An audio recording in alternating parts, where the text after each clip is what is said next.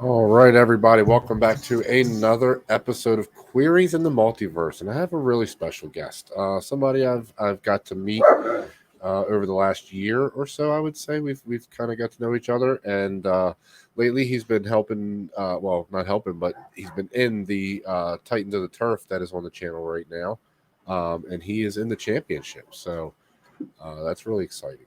Um, but let me bring him in. This is John from Movie Lovers United. John, welcome to the show, man. Thanks, man. It's good to be here. Do appreciate that. Yeah, we've been friends for at least a couple of months or so. Just I would say, yeah, talking, vibing. right. Definitely more interactions in the last couple months. Yeah, for sure. But yeah, I think I met you almost a year ago now, though, through Ben. But yeah, Yeah, it was through Ben because I remember whenever I got the invite through Ben, it was you, Josh, and that's how I met up with Josh was through Ben as well. So yeah, it's been a close to a year and everything, and I'm actually happy with the friendships and stuff like that I've oh yeah, made. yeah, absolutely. No, man. I mean, obviously, Ben passing was a tough thing for all of us, but it also brought all of us together. So Most Uh, definitely. yeah, so kind of a bittersweet thing, but we all miss Ben every day, I think. Do a matter of fact, I was actually listening to like a Ed Sheeran interview that Howard Stern did, Okay, okay. and basically his new album is dealing with coping of death Hmm. and stuff like that. It's called Divide now. We're doing mathematical problems with Ed Sheeran's discovery, Okay. but I like the fact that he said this is such a heavy album to the point where people would actually, after the concerts are over with, they would go ahead and tell him thank you for doing this album because it's helping them cope with death. Yeah, music is a great way to So cope yeah, with a lot of things, but definitely, yeah, definitely death. So yeah, no, that's really good. When I love music because I love when people can be creative with music. I think it's one of the most creative things people can do. So for sure, I love good music. So I that's did cool. too. Yeah. You actually just went to a concert, right? Yeah, I went to go and see Bush, Breaking Benjamin, Hmm. Saliva. Even though Josie's no longer with Saliva, he's Okay. actually changed genres. Believe it or not, he's actually a Christian singer now. Oh wow. Okay. Okay. Fair So enough. but the old group and everything supports him fully. I think that's actually pretty cool that they still support him for Sure. that. But yeah, Bush puts on a good concert. I definitely recommend anybody that wants to go see Bush go see them live because I think that he's like my generation's Van Halen, especially when you look at energy levels. Even though they're a grunge band, but they come out of that same era of Soundgarden, Pearl Jam, Sure. Sure. Nirvana, and stuff like that. Oh But yeah. he's the closest thing to our version of Van Halen that you can think of because I never saw the guy Hmm. on stage before. He still jumps with the guitar in his hand and lands on his feet. And he disappeared off the stage. Next thing I know, he's up a couple of rows up from me, Oh wow. singing. And I'm like, oh, this is definitely a fanboy moment for me because this was Nice. on my bucket list. But yeah. Nice. Nice. Yeah. No, man. That's awesome. That's awesome. All right. Yeah. So let's get right into this. So let's start off simple. Where'd you grow up, man? Like where? What part? Okay. So I was actually born in Boston Okay. Okay. and So raised in East Coast Mississippi. kid. Yep. East Okay. Coast all the way. I used to go up to Boston for 2 months during the summertime to visit my family. I come from a huge Italian family. Okay. Nice. Nice. And I used to spend 2 months up there for the summer and then come back and fly down for school and all that stuff. Okay. So So down back down here. back down to Mississippi, yeah. Oh, Mississippi. I'm sorry. I'm thinking down here. Yeah, Mississippi. Okay. Right. So you grew up during school time of the year in Mississippi, Okay, I was a baby. I was born in Boston, raised right? down here as a kid, and that's all I knew. I was basically raised in the southern life, the Sure. sticks, basically. I live in a little small town that looks like Mayberry, basically. Okay, fair enough. So obviously, mom, dad, siblings. Um, Okay, so I live with at the time I lived with my aunt, who I call my dad, my mom, and my okay, uncle, who I call my dad, because my real parents were like unfit parents. So okay, therefore, that basically my grandmother decided to go ahead and separate my brother and I. So my grandmother got my brother, my aunt got me, and that's how I ended up down here. So Okay. Gotcha. So, well, and what was it like? I mean, how was it like growing up down there, man? I mean, obviously you grew up a little bit in the city, right? You said. during the city life and everything, I would say that back and forth with the summer, yeah, I kind of grew up, but not in like I wanted to, like in Boston, living the Sure. Boston life. But Sure. I got a little bit of a taste of it for 2 months, so I guess you could say that. But so I lived down here all my life. So Yeah. I lived in this little small town, and basically, there's nothing to do in Poplarville, yeah, other than uh go into. In other words, is you probably would have to drive at least 45 minutes just to go somewhere fun, or Okay. 20 to 30 minutes somewhere fun. And for the movie theaters and stuff like that out here, you can go to the movie theater for like 30 minutes away, and that's like a little small Okay. mom and pop's theater. Or you can drive 45 minutes away up to Hattiesburg, which is actually up north Mississippi, and they have a lot more stuff up there, and you can go to the movie theaters, go to the malls and stuff like that. But now I'm Okay. living down in Bay St. Louis, and basically I live like a couple blocks from the beach right now Okay. and Nice. stuff like that. But I don't recommend swimming in it after Katrina. Let's just say that you don't Mm, want to do swimming here. So fair. Fair. Fair. So okay. Okay. So where did you go to school then? I went to Poplarville High School. Okay. Um, we were actually, our mascot was the Hornets, Okay. and we even lost our homecoming games. We were I we, went to a bad school too, man, for but sports. dude, we didn't start winning our games until after we had graduated. Hmm. Like Yeah. after years of after we graduated, that's when they started getting people that were coming in and started wrecking house. Yeah, I think like 5 years after I graduated, they put a new stadium in at our school Hmm. because the team was doing good then. Yeah, that sucks. But yeah, Go ahead. so but yeah, we were the Poplarville Hornets, and basically our colors was like green and yellow, green and gold, Okay. Yeah, yeah. Okay, and that makes you sense. know, but I found a lot of my friends here. I appreciate every single one of my friends. Matter of fact, I'm still close to some of my old childhood friends from third grade. That's good. Yeah, no, that's good. Absolutely. Matter So of fact, did you? Oh no, go ahead. Go ahead. matter of fact, I actually had one of my old childhood friends on my show called Reminiscing with John, and my friend Kyle Barone, um, and everything. Him and I have been friends since third grade. Nice. Okay, that's awesome. Yeah, yeah. So, did you do anything in high school, like as far as like theater or anything with band or any sports or anything like that? I was never a big sports person in high school, believe it or Okay. not. It Okay. was, but I did take theater class in my senior year of high school, Okay. and at that time, we actually had to basically beg the principal for money and stuff like that to get that up and going. And we even had to clean out. I remember this like it was yesterday, though. I remember basically we had to clean behind the stage Okay. because there Yeah. was Yeah. just so much clutter. It was like used as a storage area. Then I found these like leather underwear that looks like something from a Nine Inch Nails video that from closer. I'm That's like, weird. I was like, I told one of my friends, I said, I didn't know Trent Renser did the video for Closer over here. This is always nice. He goes, when did they start doing BDSM in high school? Because I want to sign up. I was gonna say which showing is that? Which one is that? Right. Miss Maggie goes, you're not supposed to have those. I'm like, I do now, Yeah. but That's no. funny. We basically the first part of the theater class was us cleaning the stage, getting the stage back to where it needed to be, and then Miss Maggie enjoyed me having me in my class, in her class and everything. So that's when she went on ahead and asked me if I would come back Okay. and do the class over again. Not because I failed, I passed, but she wanted me to be able to get the full theater experience. Okay. Okay. Did you guys do So any shows? okay, so we did one. We did a total of 3 shows. We Okay. did one show called Choices, which is like different things that adolescents do whenever they're teenagers and stuff like that.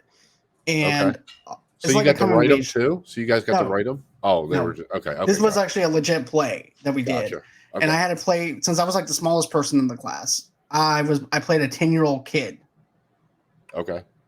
When I was 18, I played a 10-year-old kid that Right. was basically afraid of his own father and stuff like that, Oh wow. Okay. leaning over his own shadow. And then I also played someone that was scared because of the fact that his roommate was gay.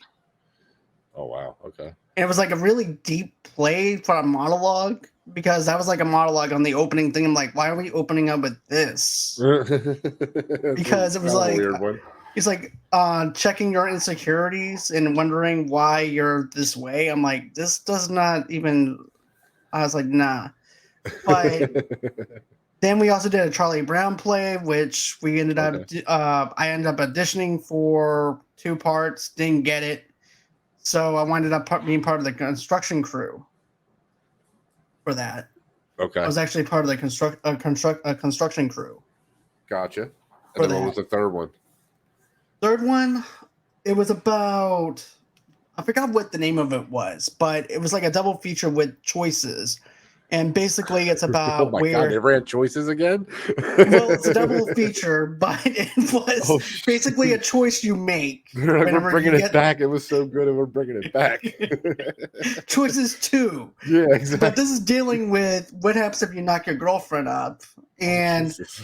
the choice that you have to make, either she aborts it or she doesn't abort it. And basically, it's the relationship between the boyfriend and God. girlfriend. And then at the end of it, if Was she this a keeps the Catholic card, school? no, this is a public school. Oh my god.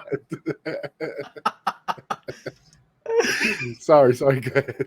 No, it's okay. But so, the choices for her was if she wanted up keeping the card for the abortion, that means she was going to abort the baby. If she winds up throwing it away, that means that, she's not going to have it.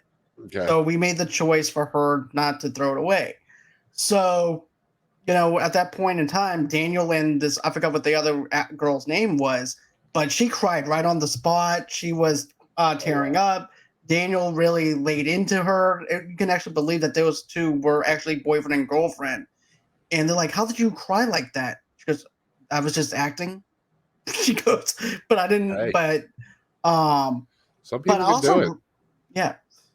But I did write I did write a monologue in the class, and Okay. it was about a boxer who winds up losing his dad in a drive-by. Oh wow. Okay. That's And pretty deep. That's pretty I deep. bet you like this school's fucking depressing because I was gonna say, I don't know what is happening in Mississippi public schools, man, but there is some ridiculous shit going on in there. right? But I wrote about a boxer where basically he loses his father. But the way that I did it was because Mizaki's like, look, you have to print out a picture of what this boxer looks like, and you have to hold that pose for 5 minutes. And then after that, you can go ahead and start your monologue and do your acting and stuff like that. And you Oh, also so have you to have to sit there for 5 minutes first and I had then to go like this. I also have boxing gloves because I also took boxing. oh wow. So I already Okay. have the prop. Yeah. So I'm like this the whole time, acting like I'm blocking someone's punch while doing this part of the monologue. Okay. And it was like 2-page monologue Wow. Okay. I made. And it So that's a few basically, minutes, right? I mean, that's a few minutes for yeah, sure. that's a few minutes. Everybody else's, though, Miss Maggie said, you got an A because of the fact that what I did, and I'll explain what I did for that. Sure. But, okay, so basically what winds up happening is this. We get points deducted if we don't decorate the stage or anything like that with any kind of props or anything. Well, the Okay. only props I have is my boxing gloves. So I could already see Miss Maggie wondering what's going on over here because there's nothing else. Right. So I went on ahead. I acted like I climbed through the ropes. And then I went on ahead, got in the rink. And then I went like this. And then did my Boston accent. Like I was from Nice. Boston. Yeah. And then I said, I remember the time when my dad and we would go down over to the Dunkies and we would get some coffee. And then, so basically I did a flashback within this whole entire thing where the guy is getting ready to prepare for his fight that he's going to have. Okay. This is supposed to be like his chance to be a champion. He was an amateur fighter going into being a champion. And so he loses his dad. And his dad, matter of fact, he always said, I remember the time when my dad would go ahead and slap me upside my head every single time I messed up. He goes, "Hey, meathead, what are you doing? You're supposed to be protecting yourself. You cannot protect yourself if you're over there open. What the hell are you doing?" So, and that's exactly how I talked. I talked just like that. Yeah. So, anyways, after the flashback happens, it flashes right back into present day. Then after that, I started getting angry, and I said, and then all of a sudden, I told Bud, I said, "This is what I need to do. I need you to play that tape as soon as I start getting angry." And it was the Foo Fighters' "Hero." So Oh, I was okay. playing that in the background as the guy is fighting. Yeah. And then after the song was over with, after the monologue was over with, Miss Maggie stood up, clapped her hands, and said, "I had an A." Nice, dude. She said that was like the best performance that we've had. Because everything else was just like boring to me. Anyways, some of the stuff that they were doing, they had like a vampire biker monologue and some off the wall stuff. Some of my friends were doing, but yeah. she said I was like the best one. And then I'm not good at paper mache. Do not get me to draw anything either. I suck at both of those. Yeah. And my mask looked like a Slipknot mask. It was all bulky. I have pictures on Facebook. Okay. And it was all bulky and crap. And I was like, what am I supposed to do with this? I'm sitting there. Miss Maggie goes, "You have 5 minutes left to come up with something." I was like, "This thing is hideous. What am I supposed to write about?" And I said, "Damn, Kyle back there, he's got a damn clown mask. You have the other one that has a unicorn mask out of paper mache. I don't even know how that's possible. And here I am with this. So what am I supposed to do with this?" Because I don't know, make something up. Should have did like Mankind, man.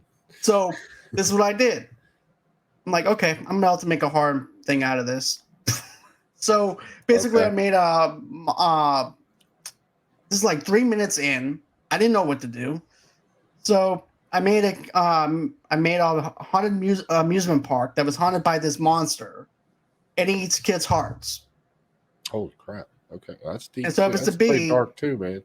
But hold on, the reason why his dark was so dark because of the things that happened to him, which made him turn into the monster. So when he senses this other kid that he was about to eat, he ended up sensing the good in him. So to the point where he want the decaying face and everything else started decaying off of him and becoming human.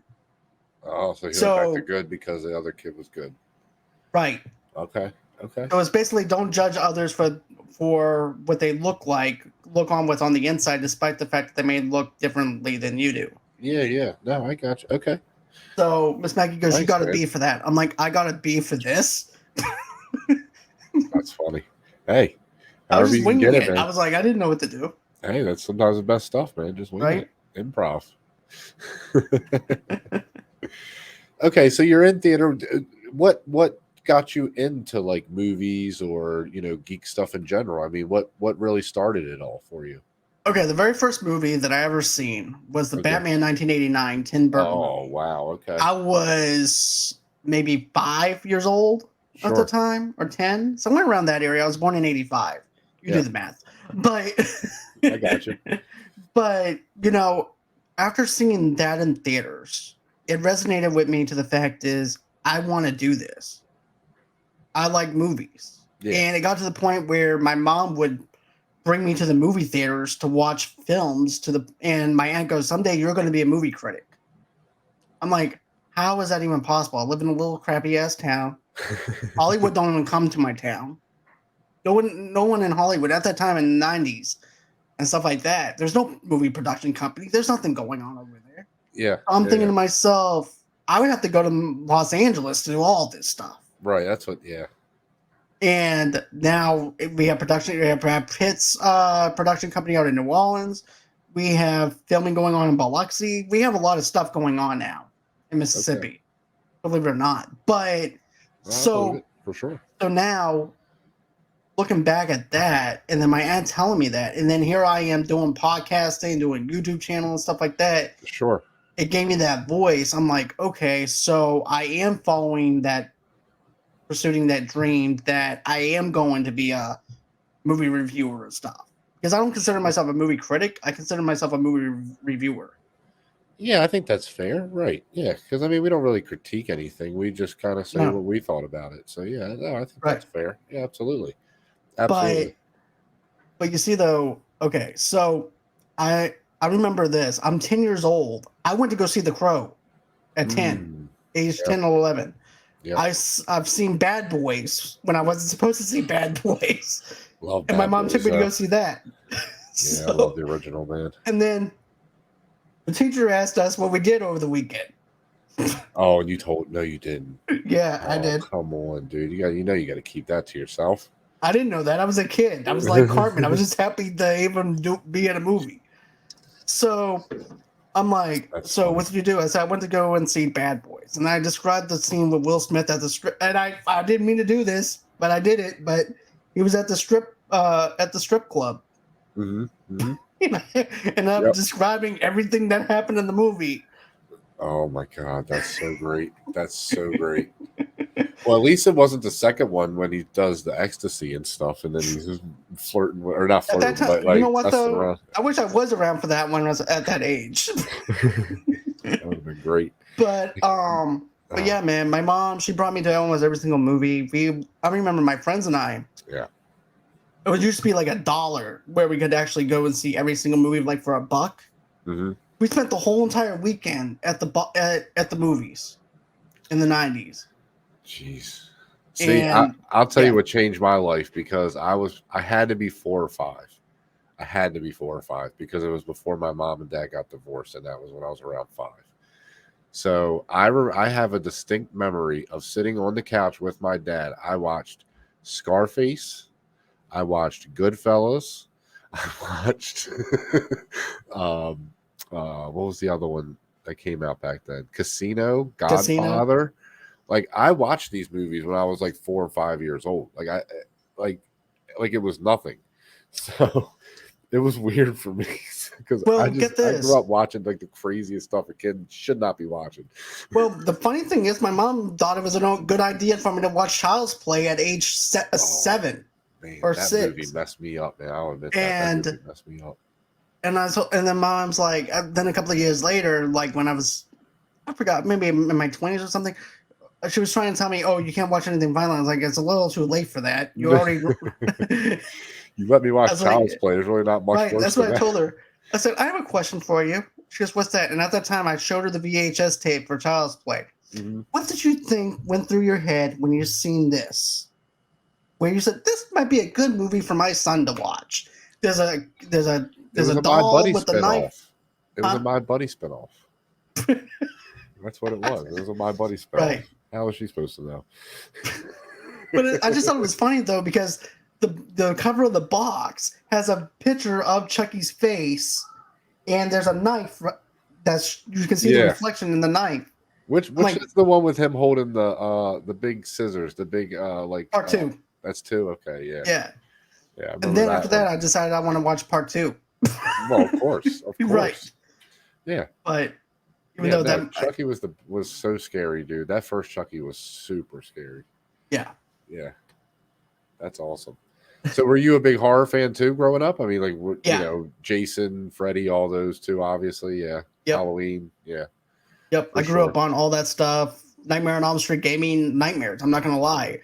I remember the Nightmare on Elm Street Try Me doll that they had over in Toys R Us or Sunshine's Toys. I know exactly what you're talking about. Yeah. And dude, I had fucking nightmares. I'm not going to lie, dude. Yeah. I remember waking up in a cold sweat because of the fact that, here I am. I dreamed that I was in Freddy's boiler room. Yep. And that doll turned into real Freddy, and his face was coming through the boiler. No, do you remember the one where the dogs had the doll face? Yeah. Is that what you're talking about? This was my dream, though. Oh, okay. No, I had a dream that I would have a dream with those dogs following me. Like those dogs following me, dude. I would have dreams of that, dude. Like I hated that movie. Oh, I hated that movie. Yeah, that was the second one that had the dogs. That was the second one. Okay, yeah. Yep. Oh my god, so scary. So I was so creeped out by those dogs with the faces on them. I was like, oh, that's weird. I don't Go know ahead. why, but things like that never creeped me out as a kid. I'm like, I was more afraid of like the guy with the razor blades, like Oh yeah, no, for than sure. anything. But the dogs never really bothered me as a kid for some odd reason. No, I would get trapped in that freaking warehouse, like or whatever it is, that big The boiler boiler area, area. yeah. Yeah, wherever. I would get trapped in there running from these dogs, and they would just be following me around, and everywhere I went, they would show up. Oh, I hated it. I would have dreams about that, dude. Like just. But I also had nightmares about it for a while. Oh, it was one of them too, for sure. Yeah, that was a big But one. how I confronted that though is I dreamed that I whipped his ass in my dream. Nice. I actually got tired of it to the point where I don't know how this happened. It was just like playing something off of PlayStation, but I had every single weapon I could think of, and I used every single weapon on him. I wrapped my hand up in chains and beat the crap out. And then after That's that, I was awesome. done. I wasn't afraid of it anymore after that. That's awesome, though. Hell yeah, man. It's always good when you have those moments in your dreams where you just Right. freaking take something out. Yeah. Right. So you said you were born in '85. So Yeah. all right. So then you definitely grew up with the Schwarzenegger and the Yep. Stallone era too, for sure. So all those action movies, man, like back then. Were you a Charles Bronson fan?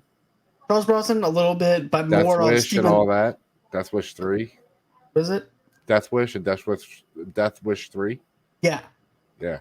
Okay. But I was more of a. Here's the thing. I was a mix between Van Damme and Van Damme Arnold and was great. Stallone. Dude, Kickboxer or is it no, not Kickboxer. Bloodsport. Is Bloodsport. one of my favorite movies. Dude, I love that freaking movie so much.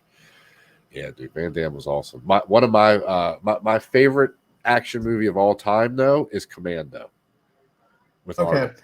Yeah, I love that movie, man.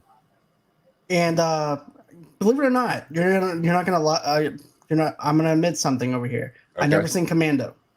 Never seen Commando? Oh, dude, you gotta Seriously. treat yourself. No, treat yourself. It's a great movie, dude. Okay. Dude, there's one part where he knocks this dude out on the plane and he puts the hat over his face. And he's like, my friend's very tired. He's taking a nap. It's so stupid, Arnold. It's so great. It's so Okay.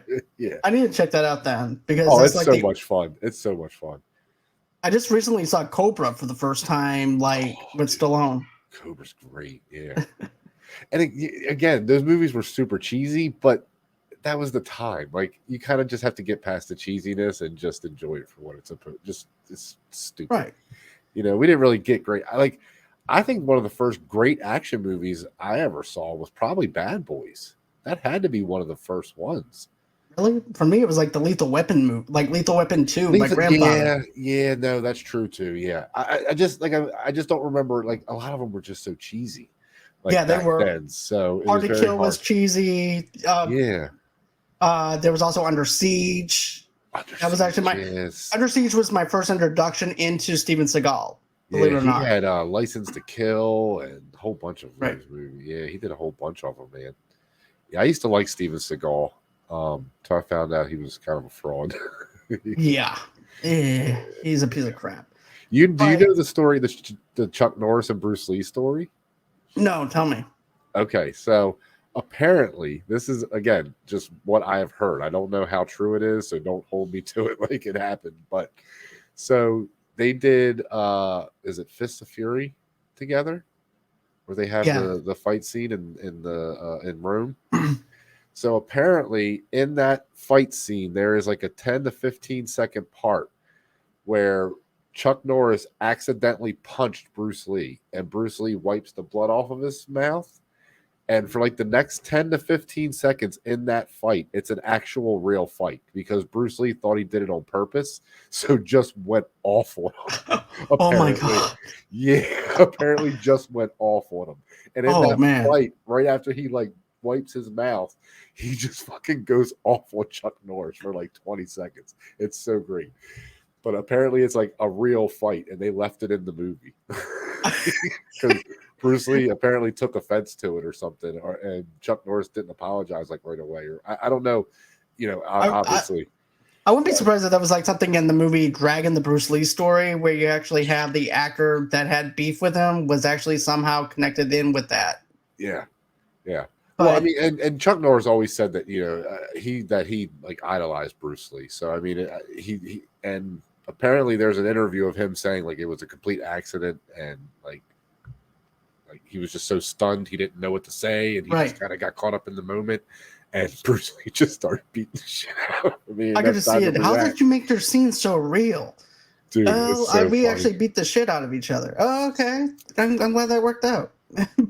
Dude, there's so many But legends behind Bruce Lee, man. Like it's so crazy because like there's the have you ever seen the ping pong video where he's hitting ping pong balls with a nunchuck? no, but now I'm going to check it out after this. Yeah, it's I'm gonna completely check it out. fake. It's completely fake. But I thought it was real. And then he puts the like the part that lights matches on the very bottom of it, and he starts lighting matches in thin air. Oh Check this wow. video. Yeah, you got to watch the video I either way. will. I But definitely will. it's completely fake. But dude, I thought it was real for years, and I would tell people like, "Look at Bruce Lee. He was actual freaking like God or something. Like this dude like would do crazy shit."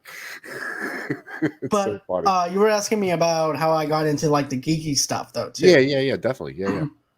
So basically, I've always been in the nerdy stuff. Okay. Like I would actually go to the cigar tobacco store in Boston, and there's this place called DeVito's, and DeVito's had those spindles with comics in it. Okay. Yeah. So I would go on ahead, get me a couple of comics, couple of Punisher comics, couple of things, to read, and that's how I started up enjoying comics. But even before then, I was in karate class, and I remember being friends with a couple of older kids, Mm-hmm. and they were reading comics like Ghost Rider and things like that. So Yeah. my love for comics and stuff like that resonated in me with my younger generation and stuff, and it just kept flowing through that. I never lost that love for comics. And the only reason why I stopped reading comics years ago, up until 2013 or 14, Okay. was because of the fact that there was no comic book stores around. I live in Mississippi. There's no, Right. and Right. so then I found out there was actually a comic book shop about 45 minutes away. So I drove 45 minutes away to get comics.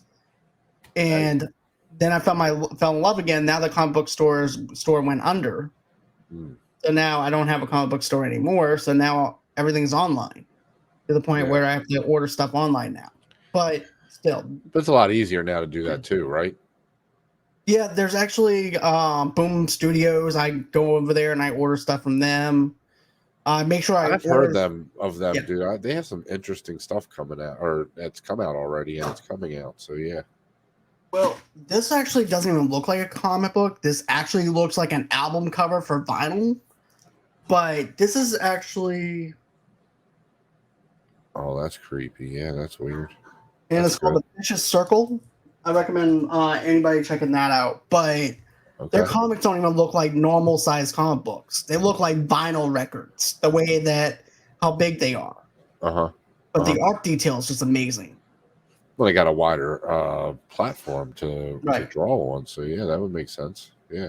But also too though, the thing that I make sure I do is I never try to go through Amazon to buy my comics. Okay. I always try to go to a legit comic shop online or something, so that way I can support the comic book writers and stuff, and also the comic book store itself. There you go. Because I like to support on both ends, but sometimes I'm forced to have to go through Amazon sometimes. Sure. Yeah, no, I got it. But push comes to shove, though, Yeah. I always try to go and help out the smaller people before going on Amazon. Gotcha. Yeah, no, that makes sense, man. That definitely makes sense. So, well, okay, yeah. So again, you grew up in 80 or born in 85. So you grew up with the original trilogy, and you Yep. grew up with all that stuff. Thundercats, I'm sure.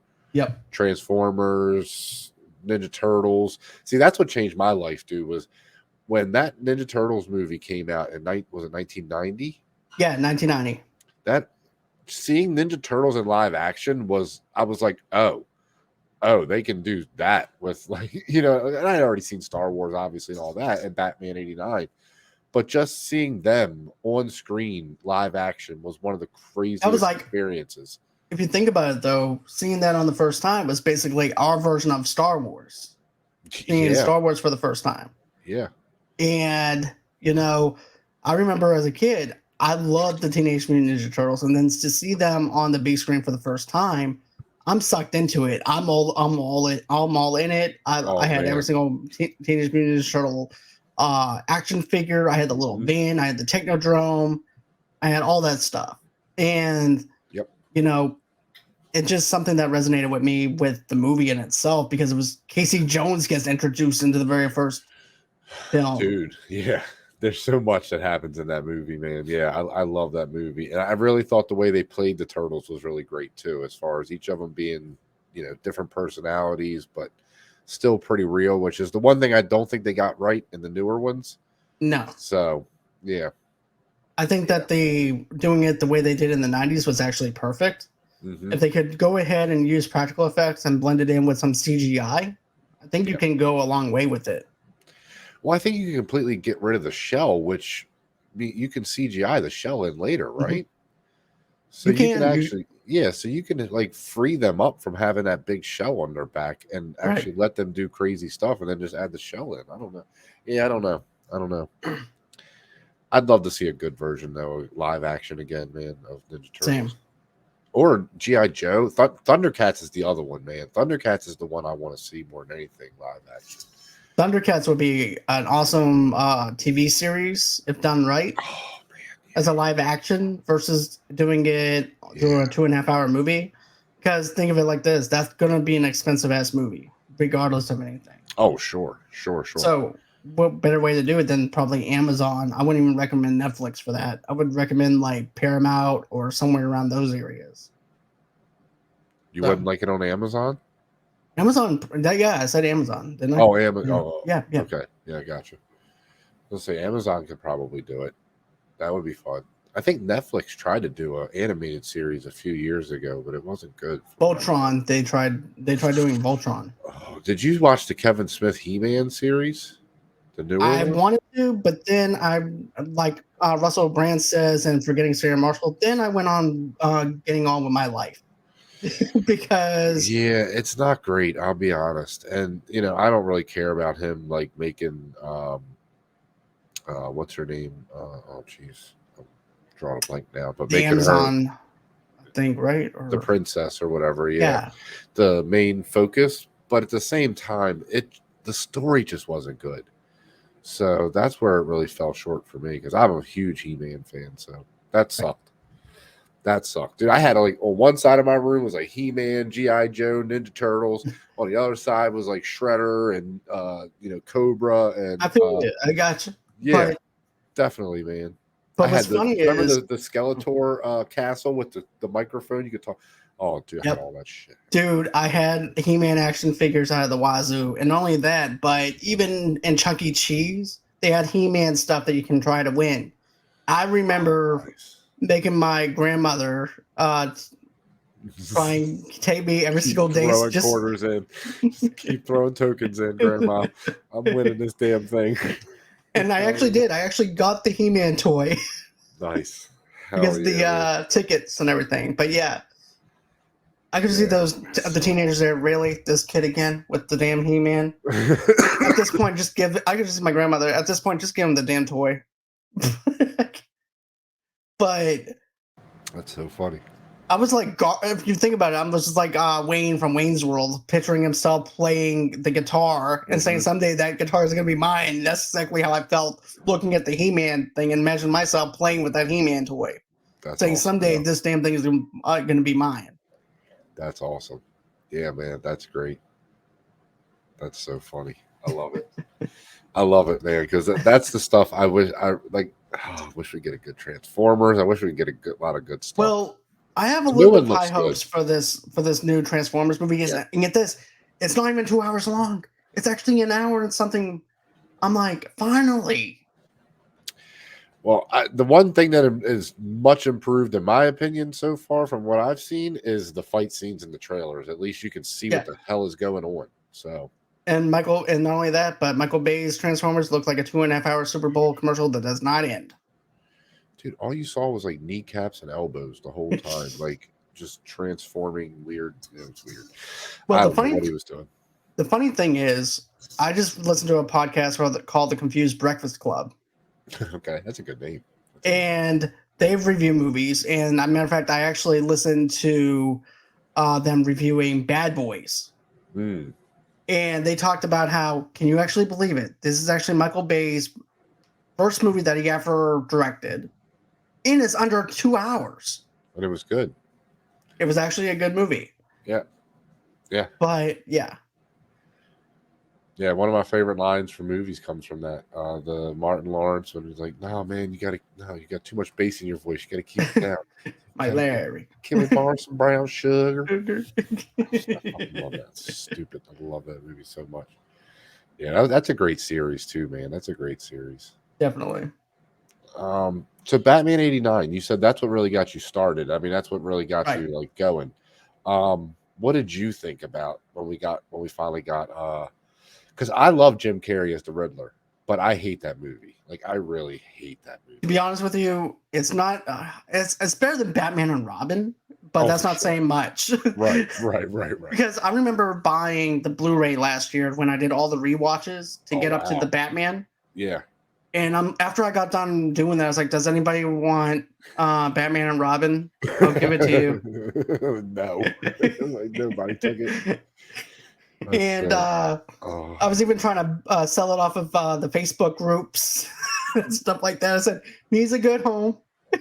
Doesn't need to be in my collection. But it's free, I swear. Right? But, okay, so I would have to say Batman Forever is actually better than Batman and Robin, but it's not saying much. Sure. But also, too, Batman Forever also has a cameo by Jon Favreau in that movie that I didn't know about until like when I went on and interviewed. I'm like, wait, that's a skinny Jon Favreau. Mm-hmm. I'm like, I'm not used to you having hair. I'm used to you and Chef being heavy and screaming at people. He was the security guard, right? Right. That takes Enigma or Edward Enigma out of Wayne's. Yep. Yeah. Okay. No. He actually, I want to say he was this Secret Service guy for Batman though, up inside the Wayne Industries place, I think, if I'm not mistaken, but I'm not going to go back and rewatch it. But I got you. But Jim Carrey was the start out of that, and and Tommy Lee Jones hated Jim Carrey. They both hated each other, apparently. Yeah. I know that. I know that story. Yeah. That's why I always, every time I've watched that movie, since I've learned that fact, that scene with them together at the end when they're both just being weird. It's such a weird scene to watch now because you can see the disdain from Jim Carrey in his face when he's behind him and Jim Carrey's just doing his thing. You can see it in his face. He just hates him. He just absolutely hates him. It's so great. It's so funny. But I actually have. Oh, dude, that is so awesome. I have that graphic novel. I think that's still probably one of my top 3 comic book movies of all time, man. It's just so great. Yeah. And I actually don't hate on Batman Returns as much. To be honest with you, Batman Returns and the 89 one to me are classics to the point where you can't turn away from it. Yeah, I mean, I get that whole Christmas lighting scene in the second one's a little cheesy, but other than that, I really love that movie, man. I do too. I think Danny DeVito actually plays a great penguin. I mean, it's his version of the penguin, but I think he's a good penguin. He pulled it off in the 90s. I'm not gonna lie. Right. It was weird. He was creepy. Like, he was definitely a little creepy, man, being a half penguin person. It was weird. And Selena Kyle, the way she dies and comes back as Catwoman was really so they did a lot of good stuff in that movie. I thought I really love that movie, man. I always love that movie. Yeah, man. So what is it? I mean, anything else that you can really think of that really just Well, I was just gonna. I don't know if you want to know about how I got into the podcasting thing or anything like that. Yeah, no, definitely. Let's talk about that. Yeah. So, where did that start?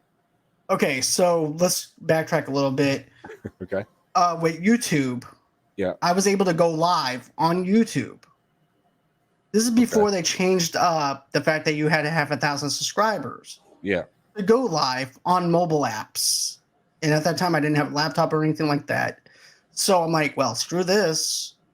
So basically, at that time I had 30 subscribers. I was doing lives.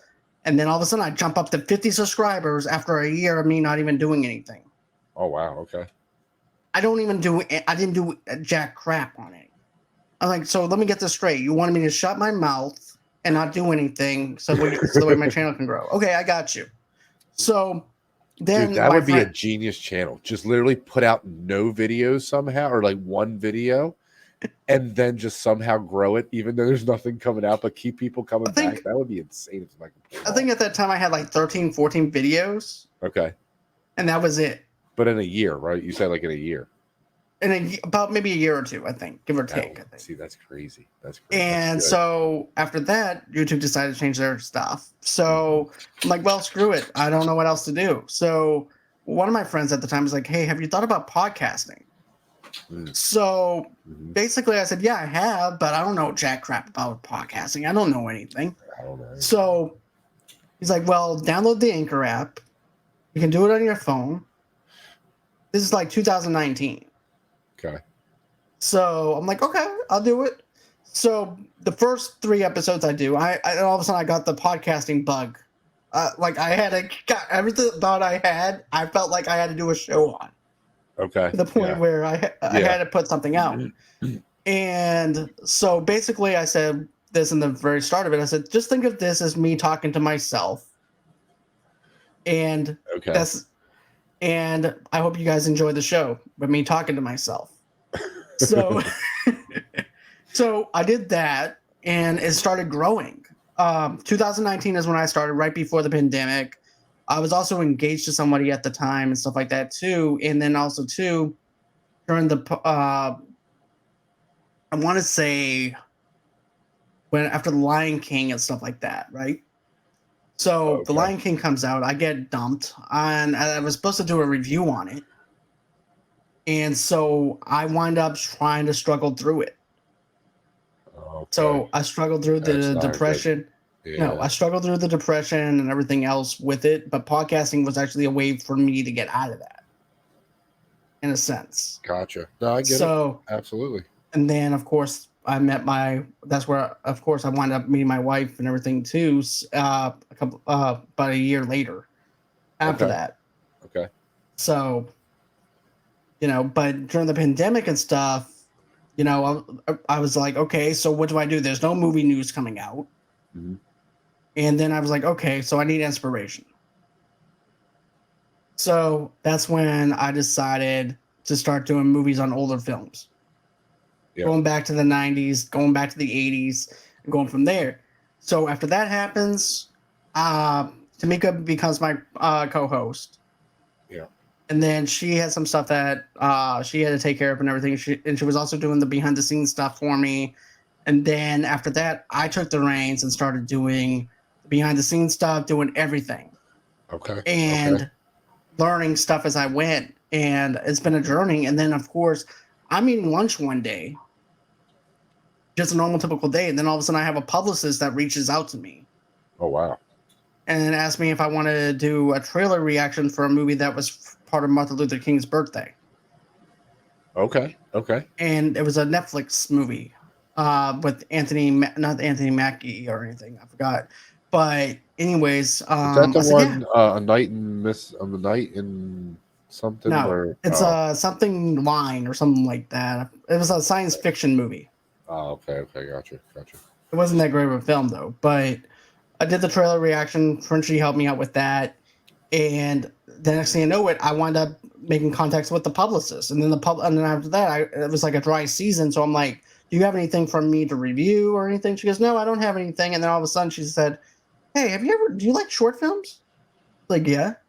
She's like, "Do you want to be part of the Holly Shorts Film Festival?" I'm like, "Heck yeah." Yeah. And come to find out, the Holly Shorts Film Festival is also connected in with the Oscars. Wow. Okay. Wow. Okay. And so all these short films that you see that's being nominated on the Oscars is basically some of it comes from the Holly Shorts Film Festival. Okay. Fair enough. So that's how I got all these screeners. That's how I got everything, was through the Holly Shorts Film Festival. Then that's when I met someone that was actually in charge of the Holly Shorts Film Festival as well, Theo. And Theo, I asked him, I said, look, man, can I be part of the Holly Shores Film Festival again? He goes, heck yeah. So next thing I know, I did it again for the second year. Okay. So I'm actually friends with the people that puts on that show. The So you've done producers. it. How many years now have you done it? 2 years. 2 years. Okay, gotcha. Okay. So I did that, and then he also has another one called Manifest Festival. Okay, I haven't heard of that one. And it's a smaller festival, but there's a lot of stuff happening over there for the Manifest. Okay. And I got to meet the producers and stuff like that over there. Matter of fact, Theo does the stuff over there too. Dude, that's super interesting though, man, because I mean, yeah, that's awesome, dude. Like you're getting to meet people, man, that are in the industry at least, or at least making films. I mean, Right. And you've gotten a lot of interviews out of it. I mean, I'm assuming that's where you've sort of met contacts to get your interviews, right? Because you do a lot of great interviews. Thank you, man. I do appreciate it. Yeah, No, the majority. yeah.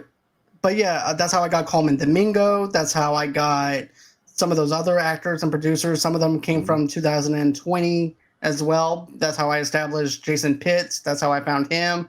Was through the Arkansas film group that I'm in, and that's how him and I became friends. That's also how I became friends with Crichton. Was through the Mississippi Filming Facebook group. Okay. And I started growing from there. So. Yeah, man. So where are you at right now? Where are you at on subscribers? Right now, I am currently at 265 subscribers, 1,265. Okay. And and I just interviewed someone that's actually from the Biloxi area of Mississippi last night. Okay. And we talked about religion. We talked about believing in God and all that stuff too. Okay. We hit a lot of strong points last night on certain things. So yeah, I definitely recommend for anyone to check that out too. Gotcha. No, that's great, man. That's great. No, I love what you're doing over there, man. And me and Jason did Rossi's show last night with Trust. Dude, that was a great show. That was fun. That was a really Rossi's good time. great. I even told her this. I said, look, I've been doing this since 2019. And you've only been being on the podcast for she was just a guest. And matter of fact, I was the one who messaged her to do an interview. Oh, okay. And her and I became friends. Yeah. And then next thing you know, she becomes a guest. And then last year, she wanted to be a co-host. Nice. And I was the one who came up with the idea. Hey, how do you feel about doing your own spinoff show? Mm-hmm. I don't know about that. And then her husband's like, you know what? That's not a bad idea. You're an actress. You're good at what you're doing. Yeah. And I told her this. I said, I need to take notes. She's definitely got it. Yeah, definitely. She's just calm in the pocket when something goes wrong or anything. And I'm like, I need some of that. Yep. No, dude, super nice, really easy to work with. I just enjoyed it. Yeah, enjoyed it from beginning to end, man. She was really great. And that was a really fun episode doing we did top five best and worst third person shooters, man. That was really fun. Really fun. And we had yours in there. We had your list in there. Right. Yeah. So I wanted, even though I wasn't going to be there, I wanted my presence to be there in some kind of capacity. Sure. Too. But yeah, she's just fantastic, easy to work with, a pleasure to work with. I really am blessed to be able to have Rossi on my team as well as my co-host. Not only my co-host, but my friend too. Sure. Stuff like that, and then Alex too, because Alex is another one who has A-Town reviews as well. Yep. And I became friends with him because of the Arkansas group. Okay. And I don't know how that happened. Like all of a sudden, I just see his stuff show up in my feed. Mm-hmm. And then next thing you know, how it happens, yeah. Right. So then after that, I wound up sending him a friend request. I saw a couple of his videos. Next thing you know, he becomes a guest, and then he becomes a co-host. Hey, man. So, no, that's awesome, man. Yeah, you have a really good crew over there, man. Thank you. Like I said, Tamika, and I love doing the Last of Us show with you guys. That was a great panel that we had. Thank you. So yeah, I'm really excited for when that comes back. Me too. Believe it or not, the Last of Us panel to me was like the easiest panel that I've ever done, to where people would actually come back. It was so much fun, man. We had Anthony on there from ACS and Jamie and from In the Front Row. She's always fun. So yeah, no, it was a really easy panel to work with, man. Thank you, man. for I had a sure. lot of fun doing that one. I can't wait for season 2, man. I can't wait. It's gonna be exciting, dude. Anthony and I are already talking like we have to do another panel together for The Last of Us for season 2. I Oh, said, yeah, we're doing it. We're dude, gonna do invite it. me on. Yeah, if I'm available, man, I will definitely come on for sure. Definitely, dude. Absolutely. No, I love that was one of the funnest things. I love the show, and everybody was really into the show, which really made it so much fun. Definitely. Yeah, and then well, you, me, and Anthony talking about the game most of the time, and then when actually the was it the it was the episode before the last episode when Rossi came on the first time, right? Right. Yeah, I she played the lost game count. too. Yeah, she played it. She's a Yeah. big gamer. Oh, Like, I found that out last night for sure. Yeah, she was bringing up games, and I'm just like, man, that's a throwback. That's a good pick. That's a good pick. she knows her stuff. She knows her stuff Oh, when it yeah. comes down to movies and also with her video games and stuff. So I'm actually happy that I found someone that likes to counterbalance both of them and not just make it one thing. That's why that's when we made it a variety show on the channel where it was called Rossi Talks about everything in movies and everything in between. Yeah, I saw that. No, it's definitely a great idea, man. I'm just glad to see you guys expanding, man, and growing too, man, because we're trying to do the same thing over here. So, but you guys are doing great things over there too, though. I mean, I've been seeing stuff. Some of y'all's stuff is actually blowing up and stuff. We're trying, man. The gaming part with Jason, man, that's what's really working for us right now. We're hitting that sort of niche in the algorithm. So, yeah, he's been really killing it with the gaming part. So, we're going to try to lean into that a little more. And then obviously Titans, man. I mean, well, let's talk about that, man. So, 5-1. You're going to be in the championship, and by the time this comes out, we'll know what the results are. But you're going to be in the championship, man. How are you feeling before you know what the outcome is, man? How are you feeling going into this?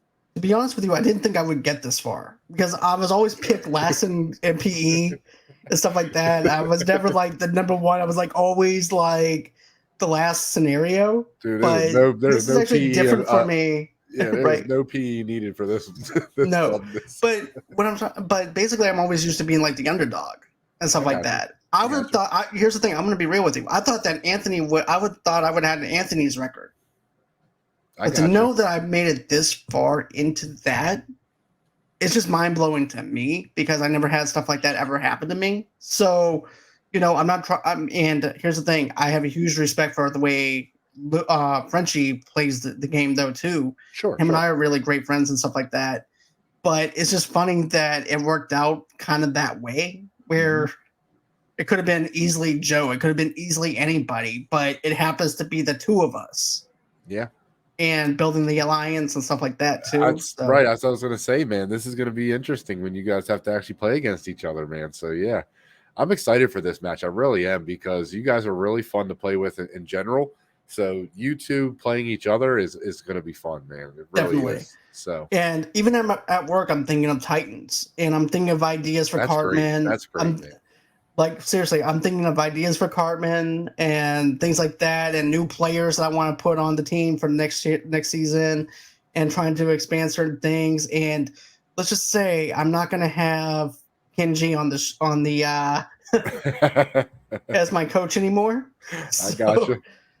But I am going to make somebody else a coach, and he's not even part of the players. So okay, it's going to be different. No, that's fair, man. That's fair. No, it was a great angle, man. Going with the Cartman angle was just made sense this season. So it was. And definitely go ahead. Right.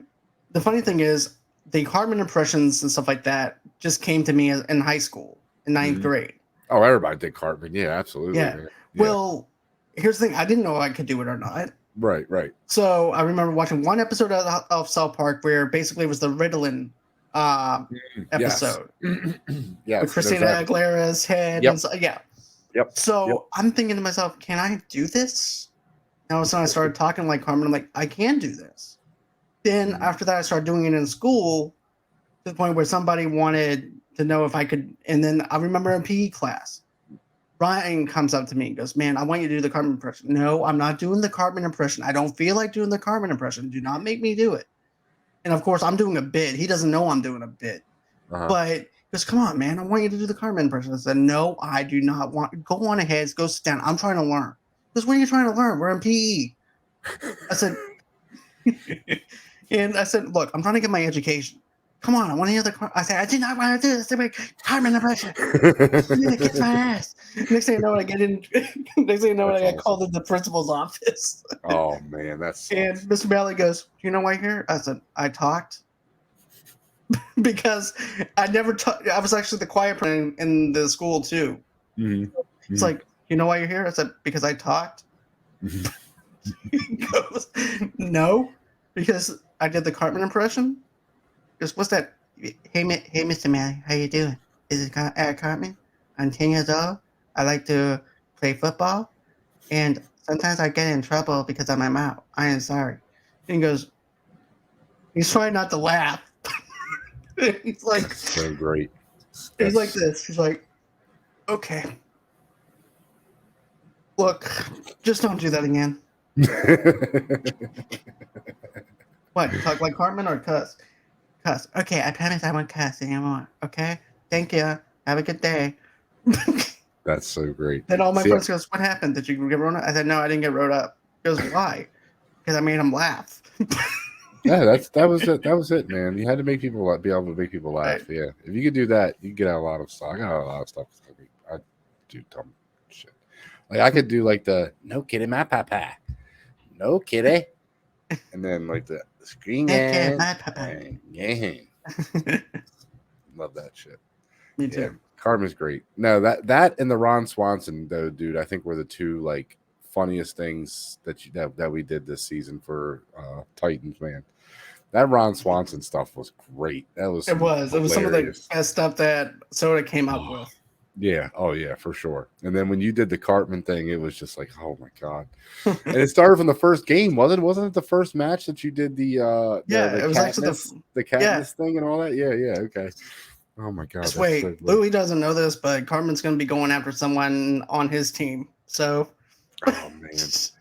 I'm excited for next season, man. I'm excited for next. We have some big plans for next season, so I think it should be a lot of fun, man. I'm really like I said, I'm really excited for this match too right now because I honestly didn't think Frenchie would get this far. I really didn't. I thought his money ball scheme would blow up in his face somehow. And it didn't. You know what though? I was preparing myself for smack talking with doing the French because he was my next target. Mm-hmm. And then after that, I'm like, oh, I'm not gonna do that now. Yeah. So, that was like my next thing. But I like the fact that we built the alliance and doing it this way. I think it was a better move than what I had in mind, and then stuff like that too. So Yeah, no, it's interesting. It's definitely fun. Like I said, I thought it was great. I didn't have a problem with what anybody did this season. I thought everybody brought their own little flavor to it. I really liked Anthony. He was really fun to watch and play with too, because he would have fun with it.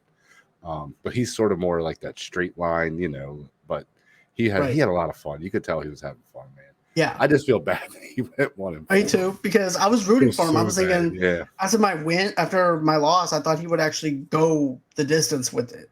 I was hoping he would be in there. He was one of my underdogs. Yeah, man, I'm so glad everybody loved it. Just to hear that you said you're thinking about it at work sometimes is great. Yeah. That's one of the best things to hear. Because that's here I am, I'm thinking like I'm supposed to be doing inventory, and here I am thinking about Titans. And next thing you know, I have like a script built out for Cartman. That's awesome. And then I also have ideas for Ace. I'm thinking this whole entire the monologue thing that I did. Mm-hmm. And everything. I was like, okay, I need inspirational stuff in case I'm losing. So I was like, okay, what better way, since he's already thinks he's a coach, to do inspirational quotes through Any Given Sunday. Mm-hmm. Oh, it was great. With Al Pacino. So, I thought about that. So that's how I did the Cartman thing. I was like, well, I'm not losing, but I can still pump their heads to where they. So that's why I came up with the bit. That's great. No, it's fun, man. Like I said, everything you guys did. Everything you guys did, I thought was really great. I think everything was well timed and used well. Like, anything can get just oversaturated when you do it too much. But I think you used it perfectly. The Cartman stuff and the Ron Swanson memes were just they were just perfect. So It was fun. It was so much fun, man. I can't wait. Like I said, we have a lot of stuff that is going to be debuting for the new season, so I can't talk about it yet. But man, it's going to be a lot of fun. But dude, thank you so much for coming on, man. Really, I've really enjoyed this conversation with you, man. I really love. I did too. Yeah, no, I like getting to know people better and just kind of getting to know, what got them into this, man. Because it's such a weird world once you're in it. You meet so many different cool people, man. That it's just like I gotta know where they started with all this. So exactly. As a matter of fact, I'm gonna be having some new faces on the channel and everything too. Okay. For the podcast that you guys have never heard before. I might actually have some Doom Generation, which is here's the thing: these two women are hilarious when it comes down to their reviews. They're called Doom Generation. They have an audio only podcast. They did an Edward Scissorhands review, and they cannot stand Edward Scissorhands. They hate Edward Scissorhands. Oh, but I might have to watch that just for that. Yeah. But dude, I was laughing my butt off at work. Okay. Because of them. And I always need stuff to listen to, man. So that's. But they even did Showgirls recently. They, as a matter of fact, I signed up for the Patreon, and I'm trying to get them on the show. But yeah. Awesome. So, and I also have a couple of other new people that I'm going to be networking with as well. So that's going to be exciting. Yeah. No, man. Again, like I said, what you've done with the channel, man, is amazing. It really is. You have a lot of great perspectives and a lot of just cool people on there, man. So thank you. Really love it, and helping us out over here with stuff, and definitely you helped me for sure learning how to do stuff, especially after Ben passed, and learning how to do certain things with the channel, man. So it's the mistakes that I made, because here's the thing: I think that you should talk about failure. Because failure is something that should be talked about. Everybody talks about, the positives, but you also have to talk about the failures that you've done and what made you into the success that you are. Otherwise, how do you grow and learn from it? So that's basically me teaching you guys about the mistakes that I made and trying to guide you into not to do the same things that I've done. And I think it's almost better this way. And again, obviously I wish we were over 1,000 subscribers by now, but at the same time, we are. Yeah. Well, no, what I'm saying is, I think learning this way and making mistakes and learning from those mistakes is going to help, because if we didn't make any mistakes from the beginning and we were already at like 5,000 subscribers by now, we wouldn't, when we did hit a low point, or when we did hit a point where we, weren't getting views, we wouldn't know what to do, because we would just be like, well, why isn't it working now? So exactly. But learning these different things, man, is just, it really is interesting, man. It's a whole new world I never knew about. So I loved it. But again, man, thank you for coming on. Let everybody know about your channel and where they can find you, man. Okay, so you guys can also find me at Movie Lovers Unite, of course. I also have an Instagram page and a Facebook page and a TikTok as well, and also a Twitter page. So Movie Lovers Unit is where you're going to find me on Twitter, Movie Lovers Unite 0 on TikTok, and then Movie Lovers TV Lovers Unite on Facebook, Movie Lovers TV Lovers Unite on Instagram over there. I post shorts, I post memes mostly, and things like that, and of course upcoming events and stuff. Next week I'm going to have Anthony from ACS Universe. I'm also going to have Tamika, and I'm going to have Motor City Nerds on with me next week at 8 o'clock Central Time, 9 o'clock Eastern Time to review RoboCop. So that's what we're going to be doing. That's a good one. So bringing back some nostalgia to the podcast. That's a good panel though too, man. That's a great panel. Yeah, I love that. Okay, awesome, man. Guys, you know where you can find me right here, Multiverse Geekdom on Twitter, Jedi Master Tuck, at Jedi Master Tuck, and Titans of the Turf, guys. Please check it out. We are trying to push that right now. It is the championship. Again, this will be after it, but it's coming up this weekend or this Monday. And please check that out, guys. It's going to be live. It's going to be amazing. We have this guy here, John, and we have Frenchie going up against each other. So it's going to be a really great match. But guys, until next time, this was Queries from the Multiverse. John, we'll see you guys next time. Yeah. Hey, guys. Good job. Screw you guys. You guys, I'm going to you stay over here.